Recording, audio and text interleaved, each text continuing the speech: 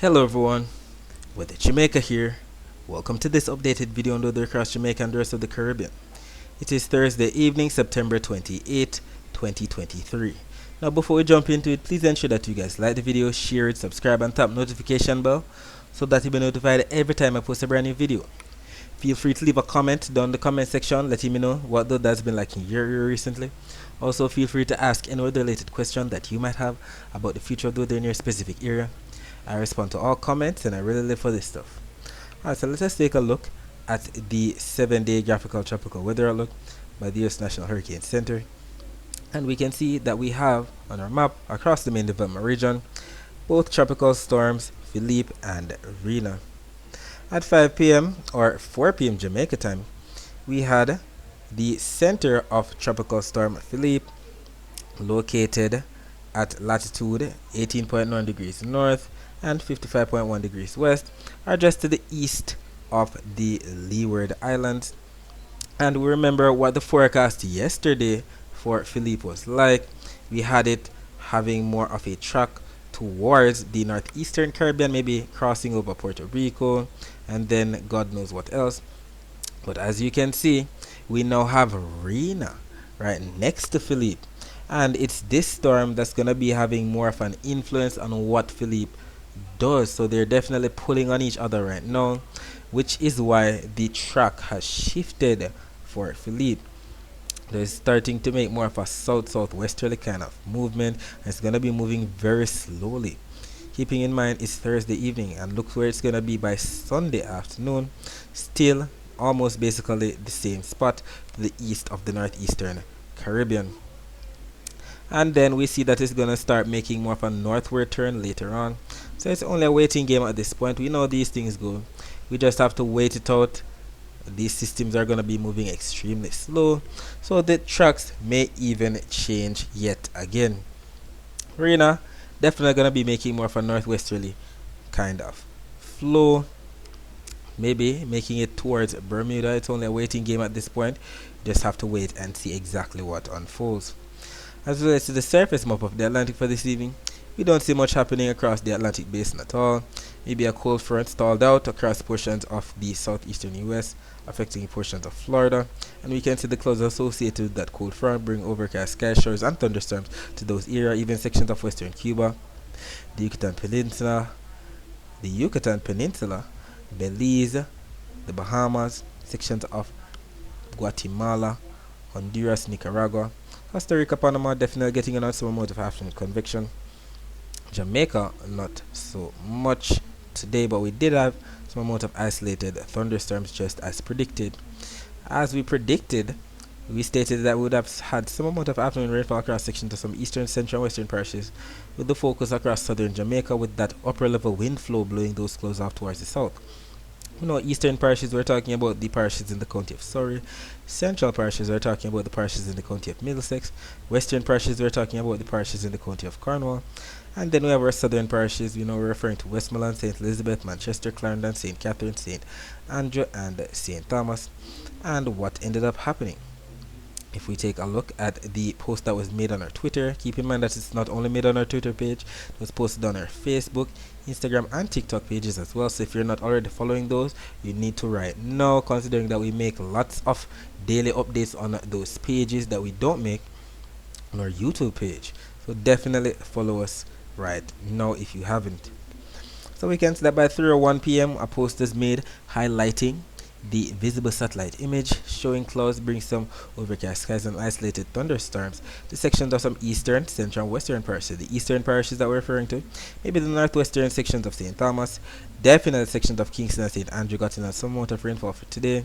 Sections of St. Catherine in the central portion of the island got in on that rainfall, and we notice it's mainly the southern side that we see the overcast skies as well.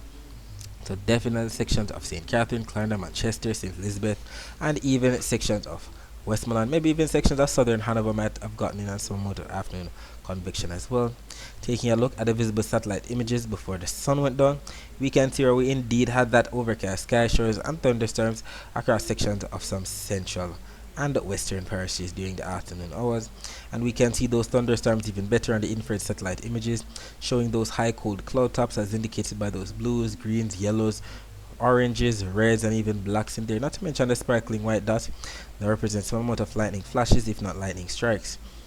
And we can see that we still have that rainfall right there off to the southwest of St. Elizabeth. The sea, as indicated by those yellows and greens that represent moderate to heavy rainfall, which goes right in line with this thunderstorm cell that we saw exiting the coast. Taking a look at the temperatures right now, we can say we have 28 degrees Celsius in both Montego Bay and Kingston, and by the time 3 a.m. rolls around on Friday, the temperatures would have dipped to about 25 degrees Celsius. As relates to the temperature forecast for tomorrow, we can see that both the Euro and the GFS are still showing Jamaica embedded in some slight orange colors that represent 1 to 2 to even 3 degrees Celsius above normal temperatures, and this is valid for 1 p.m. on Friday on both the Euro and the GFS malls. And we know that the average temperatures for the month of September in Jamaica is about 90 degrees Fahrenheit, which is about the equivalent of 32 degrees Celsius. So if we should be getting up to 3 degrees Celsius above normal temperatures for tomorrow, it should be anywhere from 32 to 35 degrees Celsius at most. So try your very best to stay hydrated in this prolonged heat. Ensure that you're, staying out of the sun, especially during peak hours. Any sun after 8 o'clock to about 4 o'clock is very dangerous.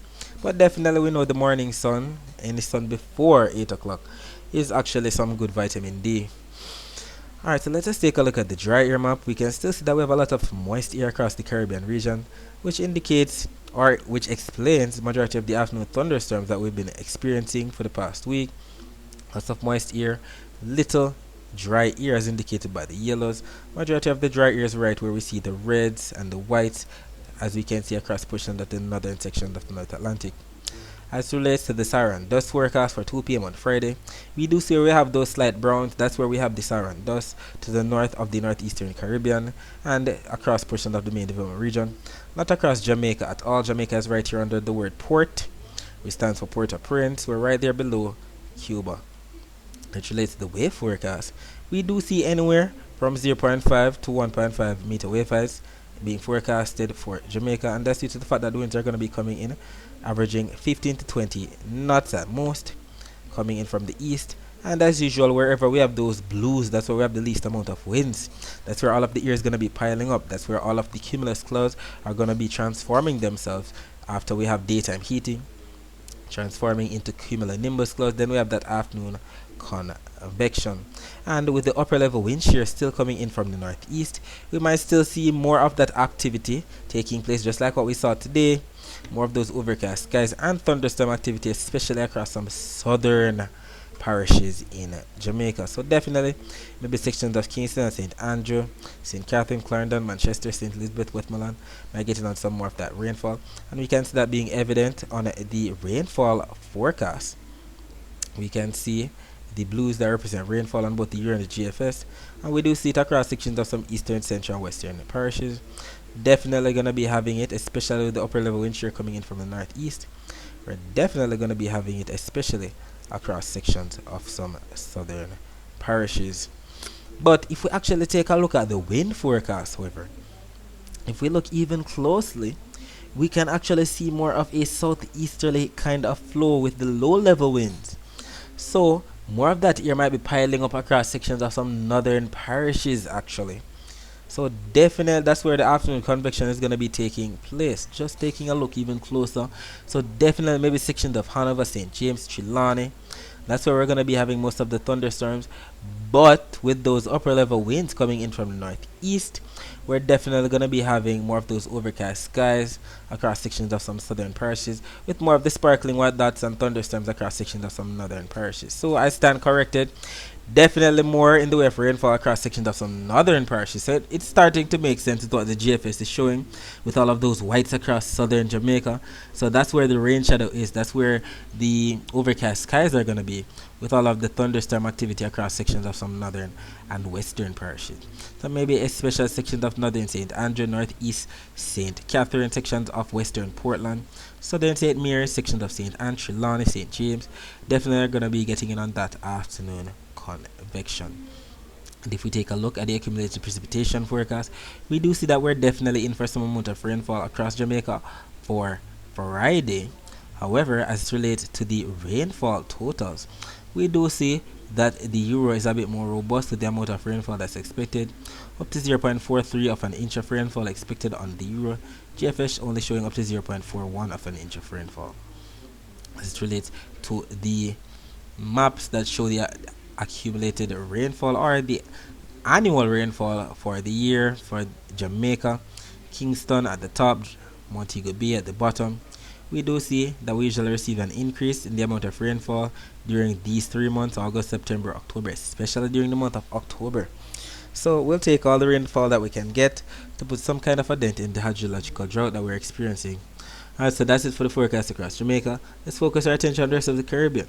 So we can still see that we have a lot of activity taking place across sections of Central America, as mentioned earlier, sections of Florida, the Bahamas, sections of Venezuela, even sections of Guyana getting in on some of that.